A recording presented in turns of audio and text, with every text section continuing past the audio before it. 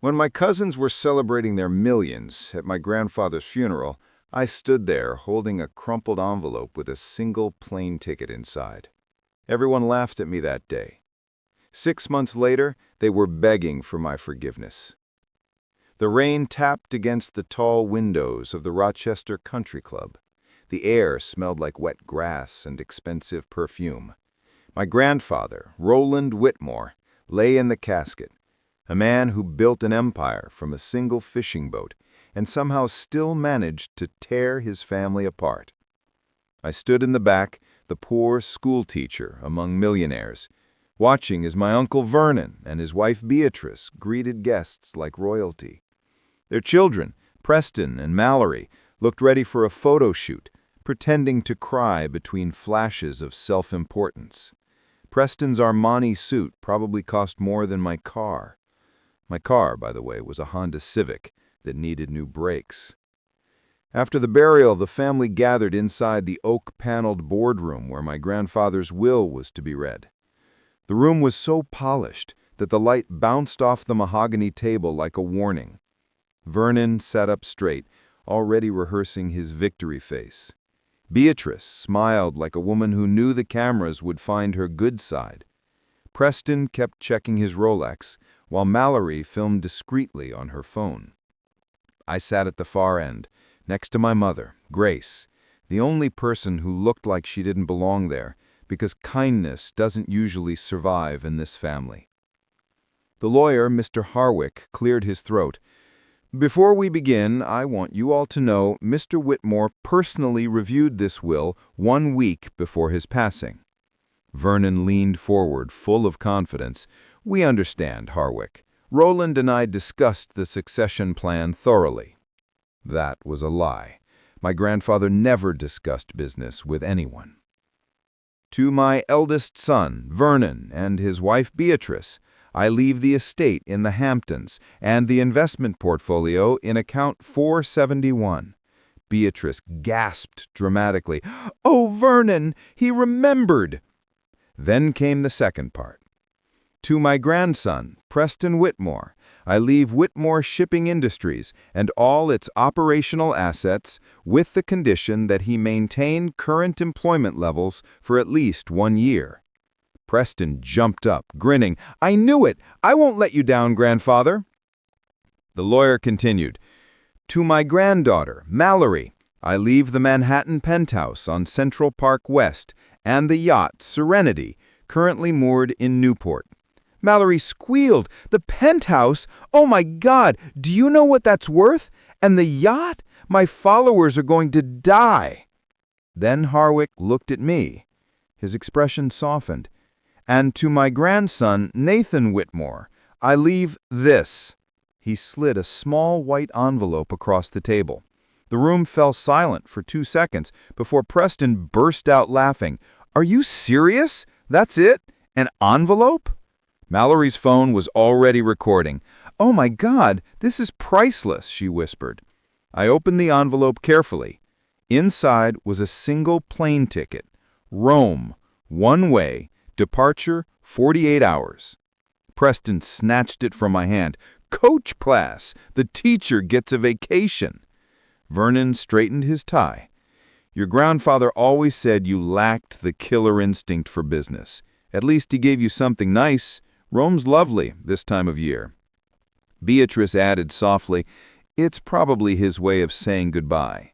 A little trip to help you process everything." My mother spoke up, calm and firm. "Is that everything, Mr. Harwick?" "That concludes the distribution, though there is a personal letter for Nathan to be opened only upon his arrival in Rome." Preston laughed again. "What's he going to say? Sorry you're poor? Enjoy the pizza?" Vernon smiled coldly. "Nathan made his choice. He wanted to be a teacher. Roland respected that enough to give him a parting gift." I stood, sliding the ticket back into the envelope. My grandfather gave me a gift. The least I can do is use it. The room went silent for a moment before the laughter resumed as I walked out. Outside, the rain had stopped. My reflection stared back at me from the window, a tired man in a cheap suit clutching a mystery. I remembered something my grandfather had said during our last chess game. Power isn't about what you have, Nathan. It's about what you're willing to lose. That night, I sat at my kitchen table staring at the plane ticket. My laptop glowed with my bank balance, $1,847.23. My rent was due in 5 days. My car needed new brakes. Every logical part of me screamed this was stupid. But I couldn't stop thinking about his last words to me. When the time comes, you'll trust me, even when everyone else thinks you're a fool. I picked up my phone and called my mother. "I'm going," I said. "I knew you would," she replied. "Your grandfather told me to support whatever decision you made after the funeral." I looked at the chessboard on my shelf and smiled faintly. Then, I guess this is my next move. The next morning, as the sun rose over Detroit, I watched a plane cut through the orange sky and realized something I hadn't before. Maybe the envelope wasn't a joke. Maybe it was the beginning of a game I didn't even know I was playing. The airport smelled like burnt coffee and jet fuel. I clutched the envelope in one hand, my carry-on bag in the other, still wondering if I'd completely lost my mind. Rome. A one-way ticket. No instructions, no clue. Just my grandfather's handwriting and the kind of curiosity that doesn't let a man sleep. My mother's voice echoed in my head. Maybe this is about the before. I didn't understand what she meant then, but I would soon. At Detroit Metro Airport, people rushed past me. Families, business travelers, couples fighting quietly over boarding passes. I wasn't part of any of that world. I was just a tired high school teacher trying to follow a dead man's message. I found my seat, 32B. Coach, middle row. Preston had been right about that much. The man on my left fell asleep before takeoff, snoring like a freight train. The woman on my right claimed both armrests and watched a movie without headphones. I stared out the window as Detroit shrank below the clouds. My chest tightened with a strange mix of fear and relief. For the first time in years, I wasn't grading papers or worrying about bills. I was just waiting, suspended between the life I knew and something I couldn't yet imagine. The air flight attendant stopped beside me. "Something to drink, sir?"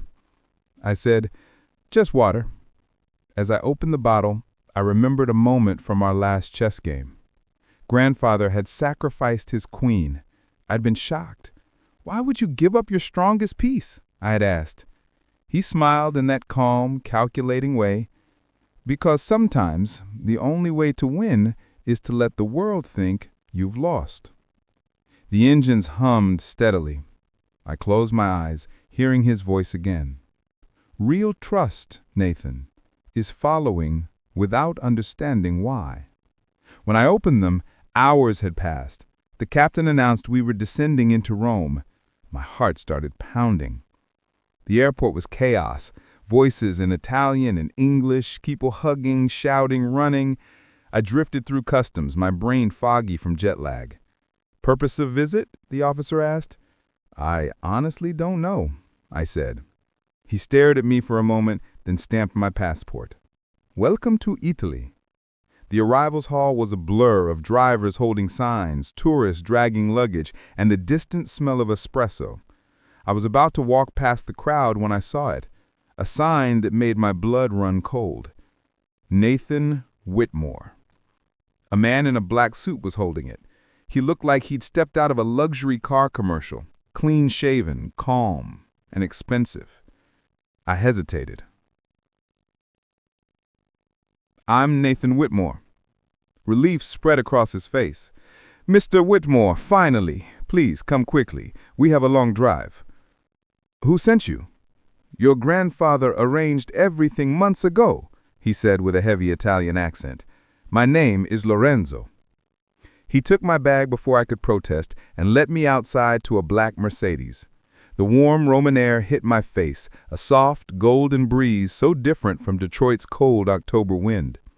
As the car pulled away from the airport, I looked back once. The city lights shimmered behind us. "Where are we going?" I asked. "To the Monturi estate, 1 hour north. Your grandfather owned it for 45 years. I stared at him. "That's impossible. He never mentioned an estate in Italy." Lorenzo glanced at me in the mirror. "He came every September, always alone. Every year for 20 years, I drive him myself."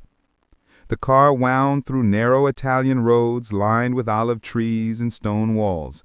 Villages passed like memories, old men playing cards outside cafes, church bells ringing in the distance, women hanging laundry in sunlight. It was all too real, too cinematic to belong to me. "How did you know my grandfather?" I asked. "My father was his driver first. When Papa died, I take over.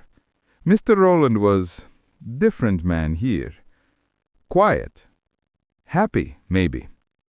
We turned onto a private road lined with tall cypress trees. At the end stood massive iron gates that opened automatically as we approached. Behind them was something out of a dream. A villa of golden stone, sunlight pouring over balconies and gardens bursting with lavender and rosemary. Lorenzo parked the car in front of the main entrance. The doors opened before I could even move. An elderly woman stepped out. She was elegant in a way that had nothing to do with wealth. Silver hair, sharp eyes, posture straight as a ruler. She walked slowly toward me, her expression trembling between disbelief and tears. When she finally reached me, she took my hands in hers. Her grip was warm and firm. "Nathan," she whispered in accented English, "you have his eyes." Lorenzo's voice was soft behind me. "Mr. Nathan, this is your grandmother, Sophia Whitmore." The world seemed to tilt. "That's impossible," I said, pulling back. "My grandmother died before I was born." Sophia smiled sadly. "Your American grandmother did, yes, but I am very much alive." She studied my face as if trying to read decades of silence. "Come, Caro, there is so much you do not know." I followed her inside, my heartbeat thundering in my ears. The villa was full of light and history, paintings, old photographs, the smell of oak and wine.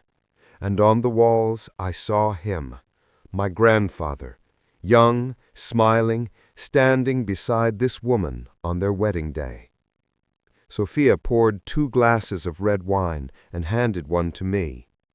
"We married in 1947, she said softly. "He came here after the war to rebuild. We started with nothing, just a few acres of vines." Her eyes glistened with memory. "He was so full of dreams. Then the Korean War came. He went back to America. He promised to return in 6 months. But he met another woman, your grandmother, Carol. She was pregnant with Vernon. He could not leave her, and he could not let me go." I stared at her, speechless. "He had 2 lives?" I whispered. "No," she said gently. "He lived 2 truths. He loved us both, but he could not choose. So he built one empire there and one here." She walked to an antique desk and took out a thick folder. "This is the other half of his legacy." I opened it and froze. Bank documents, land titles, vineyard registrations, all under his name. Whitmore Vineyards International. Estimated assets, $47 million. Sophia smiled faintly. "He said you would come. He said you were the only one who ever played chess to understand, not to win." My hands shook as she opened a laptop on the table. "There is something else," she said. "He left you this." The screen flickered to life. My grandfather's face appeared, older, thinner, but his eyes as sharp as ever. "If you're watching this," he said, "then you trusted me enough to take the flight. Good. You were always the only one who understood that some things matter more than money. He leaned closer. Your cousins got what they wanted, the appearance of success. But appearances can be deceiving. Whitmore Shipping has been losing money for 3 years. The yacht, the penthouse, the estate, they're all drowning in debt. I gave them what they valued, and I'm giving you what you never asked for, the truth. He paused, his voice softening. The vineyard is yours, Nathan. The family here is yours. And if you choose, the future is yours.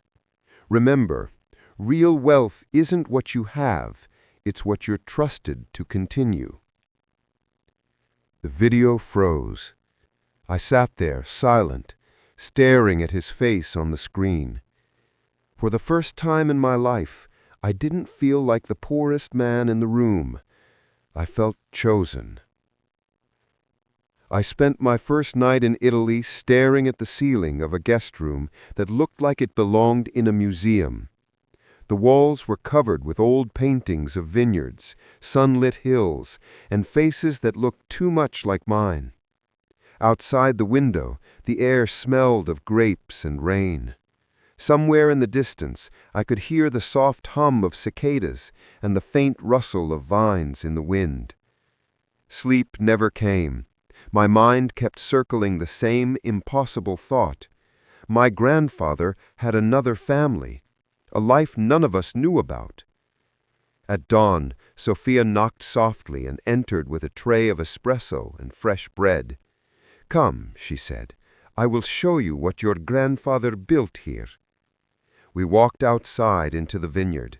The sun was rising over the Sabine hills, washing everything in gold. The rows of vines stretched endlessly in every direction, perfectly aligned like soldiers on parade. Workers were already moving between them, clipping leaves, checking grapes, calling out greetings in Italian. Sophia stopped near a stone archway, where the smell of oak barrels drifted up from below. "Down there," she said, pointing to a cellar entrance, "is where he made the first bottles with his own hands. He said the land taught him patience."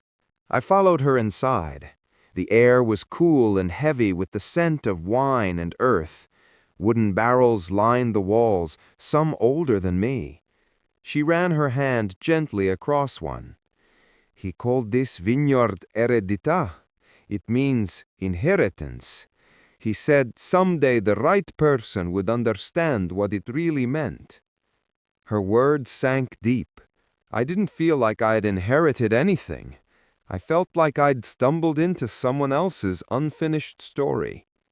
Later that morning, Sophia introduced me to a tall, quiet man with strong hands and kind eyes. "Nathan," she said, "this is Augusto, your uncle." He looked at me for a long moment before smiling. "You have my father's eyes, and his stubbornness, I think." He led me through the vineyard, explaining everything: the soil, the seasons, the way the grapes changed flavor with the slightest difference in sunlight.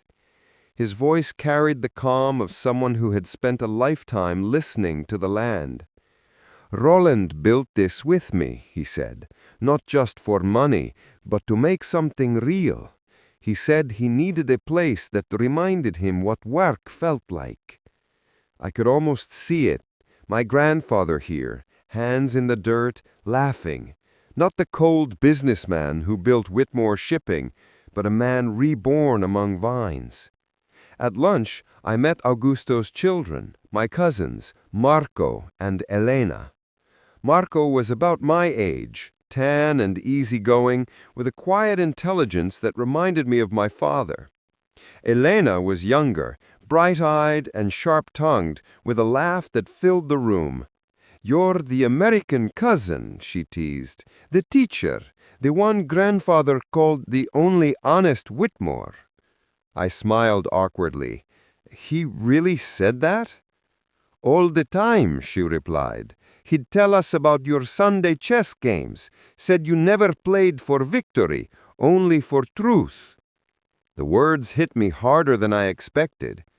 For the first time in years, I felt proud of something I never tried to be, myself.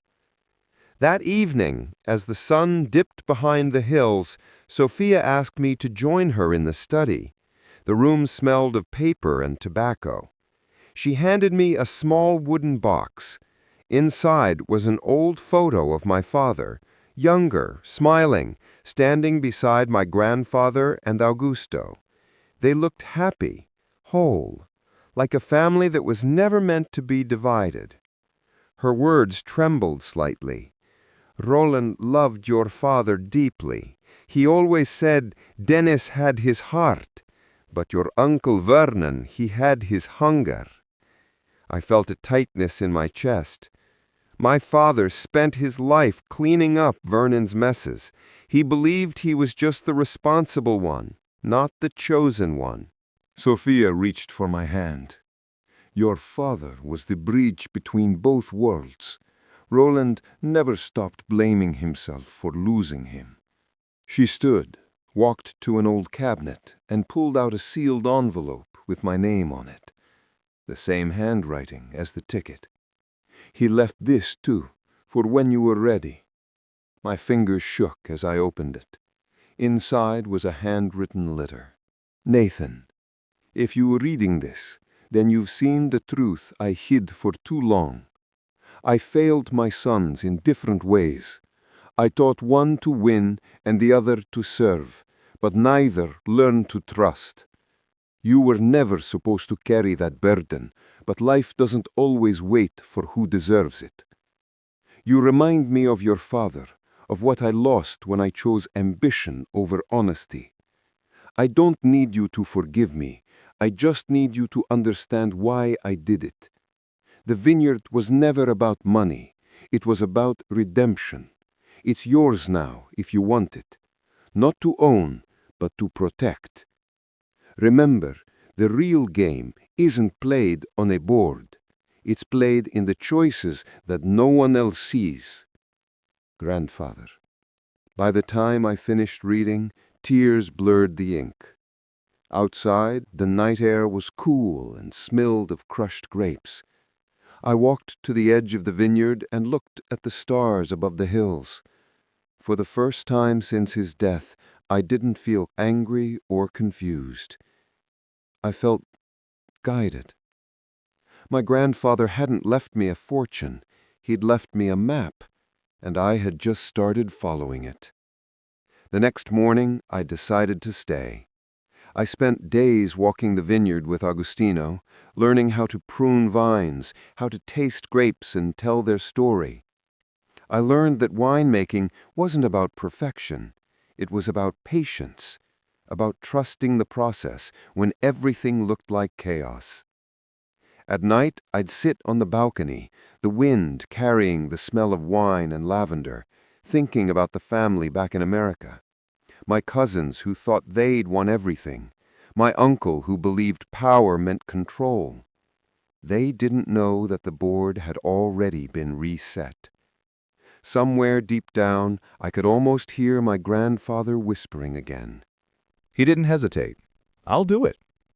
And just like that, for the first time in his life, Preston agreed to work for someone else, and that someone was me. A few days later, Mallory called. Her voice was softer than I ever heard it. "Preston told me about Italy," she said. "About the vineyard. I was awful to you." "You were young," I said. "No," she replied. "I was shallow. There's a difference." She told me she wanted to visit Italy. "I want to see what he built," she said. "The real part of him." I smiled. "Come when you're ready. Lorenzo's son works here now. He'll show you the vines." She laughed quietly. "Is he single?" I didn't answer, but 6 months later, I got a wedding invitation. Vernon and Beatrice didn't call, but I heard things through Preston. They'd sold off what little was left, moved into a small apartment in New Jersey. Vernon worked as a bookkeeper at a local shipping company. Ironic, really. Beatrice took a job at Nordstrom, selling handbags she once used to own. They didn't speak to me, but Preston said they were happier, poorer, but freer. Sometimes losing everything is the only way people find themselves. Meanwhile, life in Italy began to grow roots inside me. I started visiting every summer, learning from Augusto and Sofia, tasting the soil, pruning the vines with my own hands. The vineyard became my second heartbeat. We renamed the export label Whitmore Heritage Wines, though on every bottle, just below the crest, in fine print, it still said Eredità, inheritance. The first batch we shipped to the U.S. sold out in weeks. Preston managed the American side with a kind of humility that surprised everyone. Mallory's social media skills finally had a purpose. She turned our brand into a story, not of wealth, but of legacy. From greed to grace, her campaign tagline said. It went viral. Sometimes I'd visit my mother at the California property I bought with the first year's profit. She'd retired from nursing and spent her days painting the sea. "Your grandfather would be proud," she said once, "not because you're rich, but because you built something that heals what he broke." At night, when I was alone, I'd reread the letter he'd written me. The ink was beginning to fade, but the words stayed etched in my memory. Real wealth isn't what you have. It's what you're trusted to continue. One evening in the vineyard, Augusto and I sat playing chess under the terrace lights. He moved his bishop slowly, smiling. "You know," he said, "Father used to tell me that the winner isn't the one who takes the most pieces. It's the one who knows which pieces really matter." I looked down at the board. Half the pieces were gone, sacrificed, scattered, but the king still stood. I looked up at him, then at the rows of vines stretching endlessly toward the horizon. I said quietly, "He won." Augusto shook his head. "No, Nathan, you did. You just didn't know you were playing." The night air smelled of earth and hope. I thought about that day at the funeral. How small that envelope had felt in my hands, how they'd all laughed. And I realized the truth. My grandfather hadn't punished them. He'd taught them. He gave them illusions so they could learn what's real, and he gave me nothing so I could discover everything. It's been 2 years since I opened that crumpled envelope, 2 years since I stood in that boardroom while they laughed, and 2 years since I boarded a one-way flight to Rome that changed everything I thought I knew about my family and myself. Now, every morning when the sun rises over the vineyard, I walk the same path my grandfather once did. The vines stretch across the hills, glowing silver in the dawn light. I breathe in the scent of wet earth, grapes, and wood smoke. It smells like peace, something I never knew existed before. Sofia still runs the villa with the quiet dignity of a queen. Augusto manages the operations with precision and grace. Marco and Elena are like siblings to me now. We eat dinner together under the olive trees, talk about life, faith, and how the simplest things are often the hardest to earn. The vineyard is thriving. Our wines are sold in New York, Chicago, and Toronto. Preston runs the U.S. branch like a man trying to make amends with his past.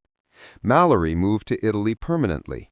She's learning the language, helping with marketing, and living in a small apartment in Rome with Lorenzo's son. When I visit, she jokes that she finally traded champagne selfies for something real. My mother lives in California now. I bought her a small white house near the ocean. She paints every day. Vineyards, sunsets, waves. She says color feels like forgiveness. She never remarried. She didn't need to. For the first time, she's free. And me? I still teach, part-time, at Lincoln High. My students think it's funny that their history teacher owns a vineyard in Italy. I use it as a lesson. History isn't just what people leave behind. It's what they build without realizing they're building it. Sometimes I take a bottle from the shelf. Eredità 2024. The label reads, "For Nathan, who understood that the best inheritance isn't what you're given, but what you're trusted to continue." His handwriting. The same steady lines I saw on that first envelope. I've never opened it. I don't need to. It's a reminder, a symbol of the man I spent years trying to understand. On Sundays, I still play chess, sometimes with Augusto, sometimes with my students, sometimes alone. I still hear his voice when I play, calm, patient, always one step ahead. The best moves, Nathan, are the ones your opponent never sees coming. I remember the day I finally understood what he meant. It wasn't about business or strategy or money. It was about life, about letting go of what you think you deserve so you can receive what you were meant for. My grandfather didn't make me rich. He made me free. The family that once measured success in yachts and stock prices now measures it in purpose. Preston finds joy in hard work. Mallory finds peace in simplicity. Even Vernon and Beatrice, people who once saw me as nothing, now live quietly, humbly. Preston says his father laughs more these days, even without the mansion. Maybe losing everything gave him back his soul. Sometimes when I'm in the vineyard, I think about the funeral, about the rain, the laughter, the humiliation. I used to wish I could go back and say something, prove them wrong. But now I realize I didn't need to. The game was already set long before that day. Grandfather played his final move perfectly. He gave the greedy what they wanted and the grateful what they needed. He let them win the pieces that would crumble and handed me the board that would last. One evening while closing the vineyard, I found Sophia sitting by the old fountain watching the sunset. She looked at me and smiled. "He'd be proud of you, you know." I sat beside her. "He was complicated," I said. She nodded. "So are most men who build empires. But he learned too late that the only empire worth leaving is love." We sat in silence as the sky turned from gold to crimson. The vines rustled in the soft wind, whispering secrets that only the earth could keep. Later that night, I went to the study, the same one where he'd recorded that final video. I lit a candle and looked at his photograph. He was smiling, not the business smile I remembered, but a real one. I placed the chessboard in front of his picture. The king and queen stood side by side, untouched. Then I whispered, "Checkmate, grandfather." A quiet peace filled the room.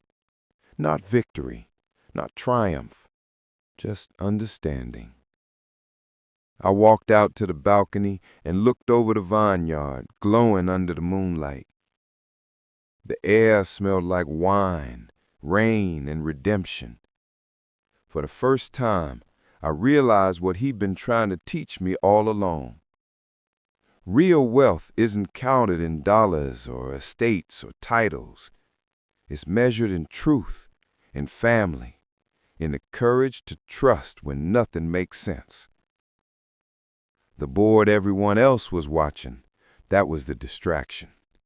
The real game was happening somewhere else, quietly, patiently, across oceans and decades. And in the end, I was the only piece he'd ever meant to move.